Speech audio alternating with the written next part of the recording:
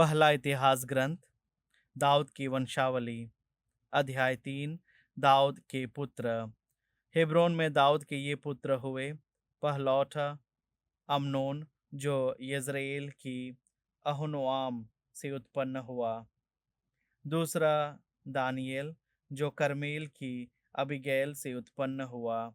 तीसरा अबसलोन, जो गशूर के राजा तल्मै की पुत्री माका का पुत्र था। चौथा हगीत का पुत्र अदोनिया। पांचवा अबीटाल का पुत्र शफ्टया। और छठा यित्राम, जो दाऊद की पत्नी एगला से उत्पन्न हुआ। हेब्रोन में दाऊद के 6 पुत्र उत्पन्न हुए। वहां उसने 7.5 वर्ष तक शासन किया और यरूशलेम में उसने 33 वर्ष तक शासन किया। यरूशलेम में उसके ये पुत्र उत्पन्न हुए: शिमआ, शोबाब, नातान और सुलेमान। ये 4 पुत्र अमीएल की पुत्री बतशुआ से उत्पन्न हुए। फिर यिभार, एलीशमा, एलीफेलेट, नोगा, नेफेग, यफिया, यलीशमा, एलियादा और एलीफेलेट, यही 9 पुत्र। उपपत्नियों के पुत्रों के अतिरिक्त ये सभी दाऊद के पुत्र थे। उनकी बहन तामार थी। यूदा के राजा सुलेमान के वंशज।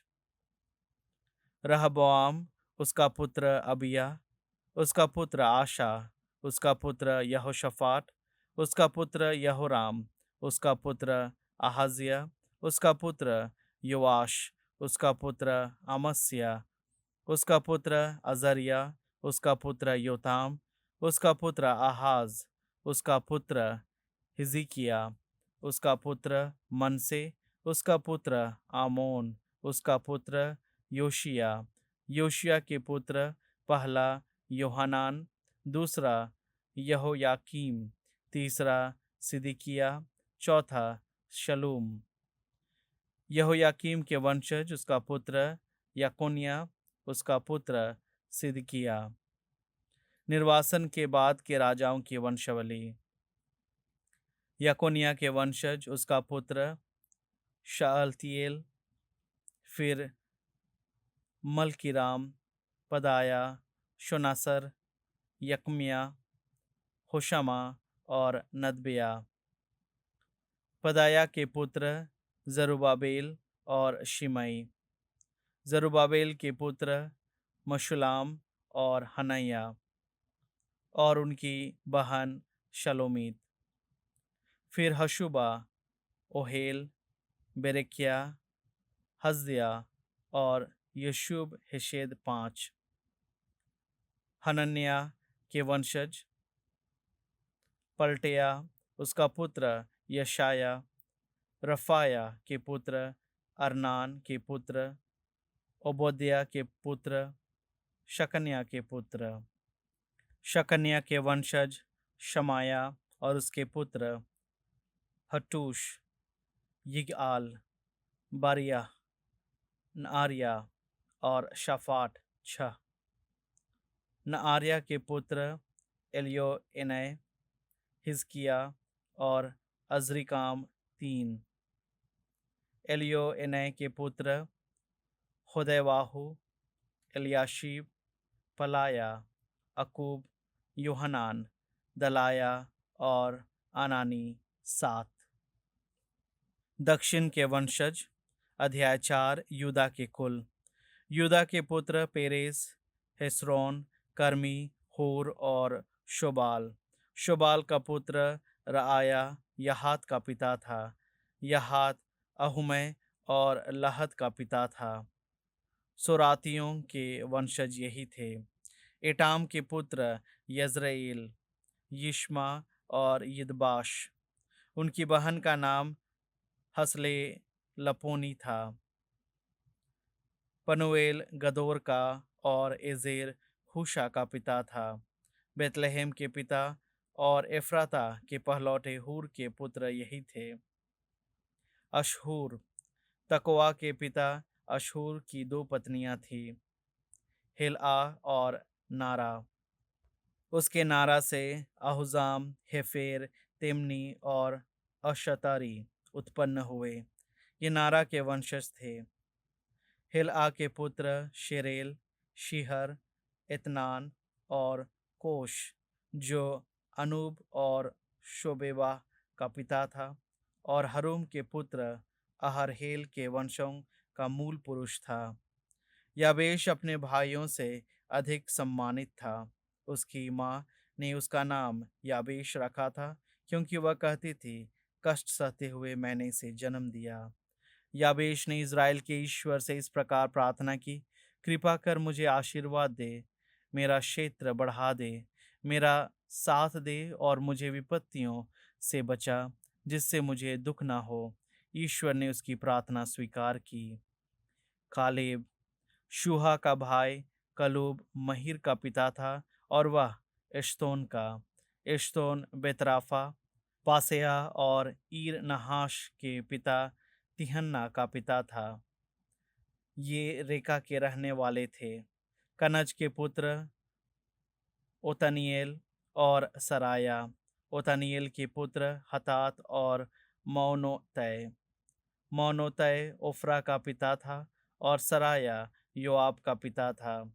योआब गे हराशम कारीगरों की घाटी का मूल पुरुष था, क्योंकि उनके वंशज कारीगर थे।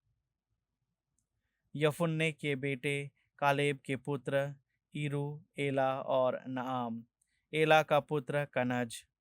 यहलएल के पुत्र जीफा, तीरिया और असरिएल। इज़रा के पुत्र येतेर, मेरेद, एफेर और यालोन। मेरेद ने फिरऔन की पुत्री बितिया के साथ विवाह किया था। उसकी संतान ये हैं, उसने मरियाम, शमय और एश्तमोआ के पिता यिशबा को जन्म दिया। उसकी यहूदी पत्नी ने गदोर के पिता येरेद, शोको के पिता हेवेर और जनोह के पिता यकुतिएल को जन्म दिया। नहम की बहन होदिया की पत्नी के पुत्र गर्मी कैला का पिता और मकाती एश्तमोआ। शिमोन के पुत्र अम्नोन, रिन्ना, बेनहनान और तिलोन। यशै के पुत्र जोहेत और बेन जोहेत। शेला, यूदा के बेटे शेला के पुत्र लेका का पिता एर, मरेशा का पिता लादा। मरेशा बेत अशबिया के निवासी छलटी कपड़े बुनने वाले का मूल पुरुष था। फिर योकीम, कोजेबा के निवासी योआश और सराफ, जो मुआब में शासन करने के बाद लेहिम लौट आए। ये पुरानी बातें हैं। ये कुम्हार थे और नटाइम और गदेरा के निवासी थे। ये वहाँ राजा की सेवा करते रहते थे। सिमओन कुल।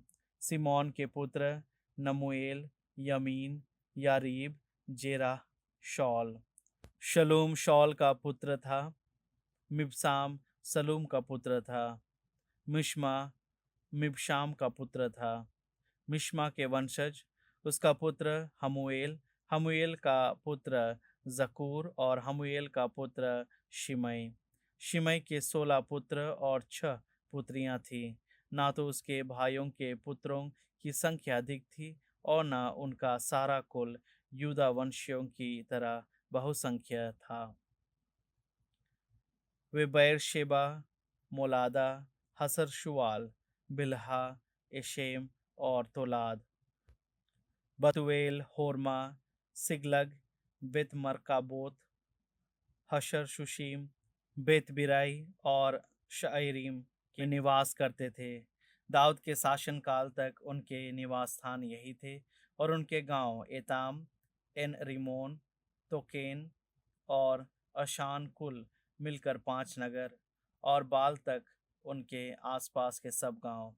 यही उनके निवास स्थान थे, और उनके पास वंशावली भी थी। मशोबोब, यमलेक, अमस्या का पुत्र योशा, योएल, योशिब्या का पुत्र यीहू, जो सराया का पोता और असीएल का परपोता था।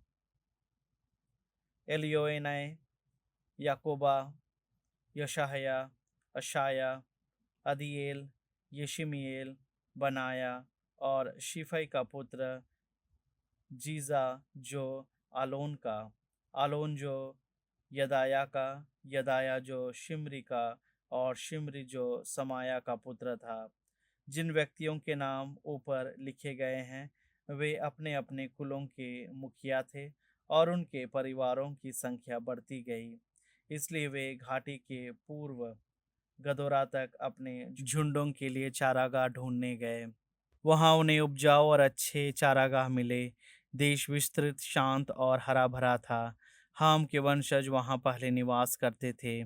ऊपर जिनके नाम लिखे गए हैं उन्होंने यूदा के राजा हिजकिया के राज्यकाल में वहां जाकर हमियों तथा वहां रहने वाले मौनियों के तंबुओं और घरों को गिराया और उनका पूरा संहार किया। आज तक उनका यही हाल है। वे उनके स्थान पर वहीं बस गए क्योंकि वहां उनके झुंडों के लिए चारागाह था। उन सिमओन वंशियों में 500 आदमी शैर के पहाड़ी प्रदेश में घुस पड़े। यशै के पुत्र पलटिया, नआरिया, रफाया और उजिएल उनके नेता थे। वे शेष अमालेकियों को पराजित कर वहां बसने लगे। वे आज तक वहां बसे हुए हैं। अध्याय 5। यार्दन के उस पार के वंश। रूबेन। इज़राइल के पहलौठे रूबेन के पुत्र। रूबेन पहलौठा तो था किंतु अपने पिता की शैया को अपवित्र करने के कारण उसका पहलौठे का अधिकार इज़राइल के बेटे यूसुफ के पुत्रों को मिला। इसलिए वंशावली में रूबेन का नाम सबसे पहले नहीं लिखा गया है। यूदा अपने भाइयों से अधिक शक्तिशाली निकला और उसके वंश में एक शासक का उदय हुआ, किंतु पहलौठे का अधिकार यूसुफ को मिला। इज़राइल के पहलौठे रूबेन के पुत्र हनोक, पल्लू, हेजरोन और कर्मी।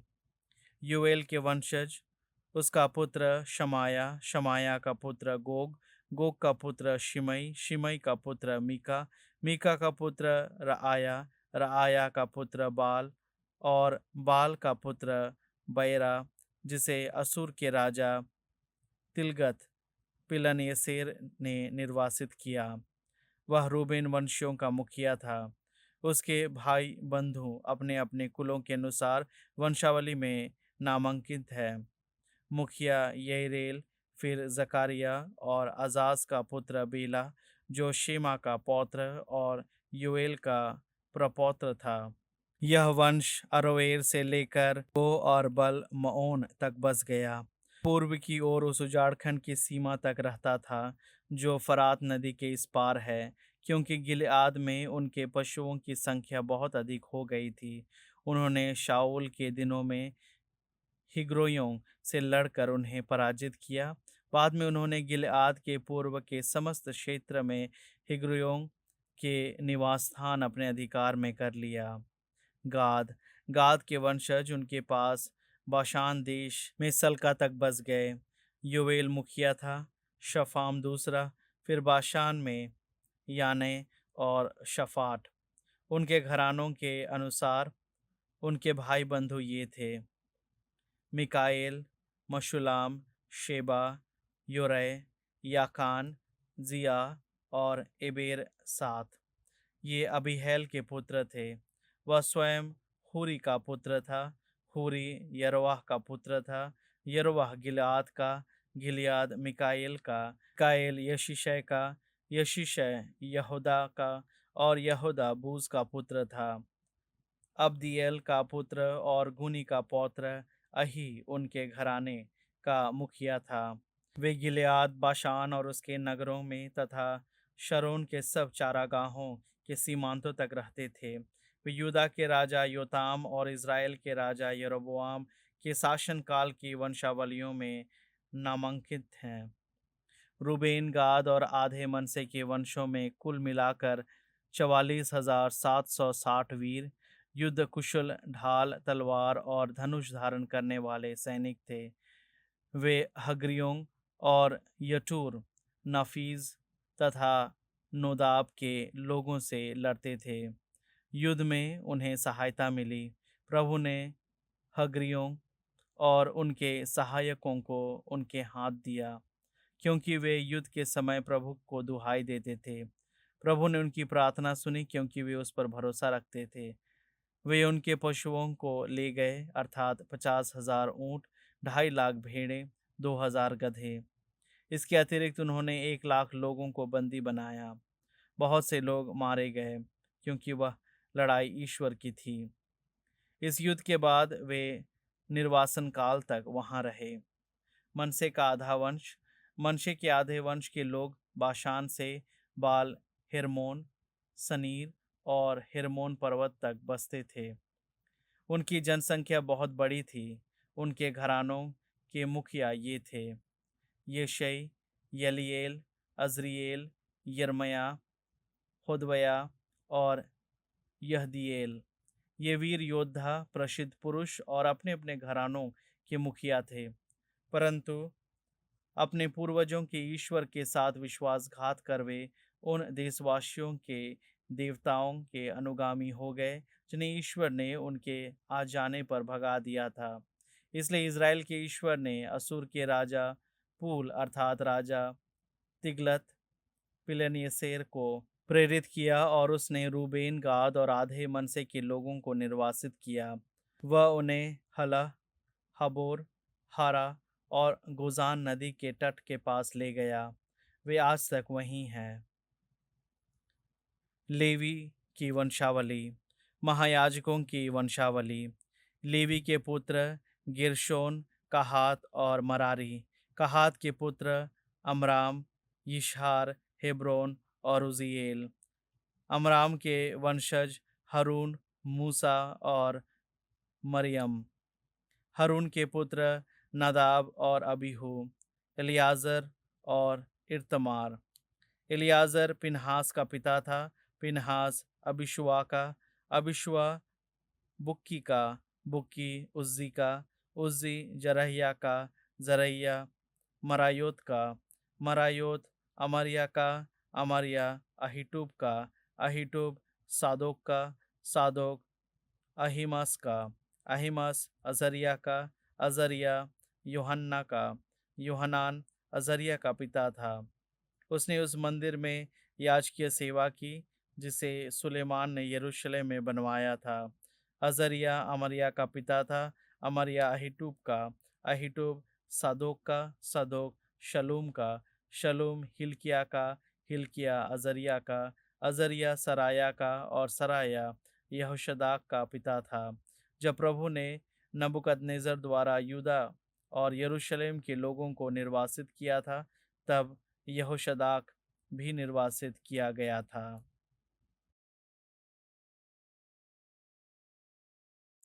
सूक्ति ग्रंथ अध्याय 12। जिसे अनुशासन प्रिय है उसे ज्ञान भी प्रिय है। जो सुधार से घृणा करता वह मूर्ख है। जो भला है उसे प्रभु की कृपा मिलती है, किंतु प्रभु कपटी को दंड देता है। जो बुराई करता वह नहीं टीक सकता, किंतु धर्मियों की जड़ें नहीं उखाड़ी जाएगी। सचरित्र पत्नी अपने पति का मुकुट है, किंतु व्यभिचारिणी अपने पति की हड्डियों का क्षय है। धर्मी के विचार न्याय संगत, किंतु दुष्टों की योजनाएं कपटपूर्ण है। दुष्टों के शब्द घातक हैं, किंतु धर्मियों के शब्द लोगों की रक्षा करते हैं। दुष्टों का विनाश हो जाता है और वे फिर दिखाई नहीं देते, किंतु धर्मी का घराना बना रहता है। समझदारी के कारण मनुष्य की प्रशंसा होती है, किंतु जिनका मन कुटिल है उनका तिरस्कार किया जाता है।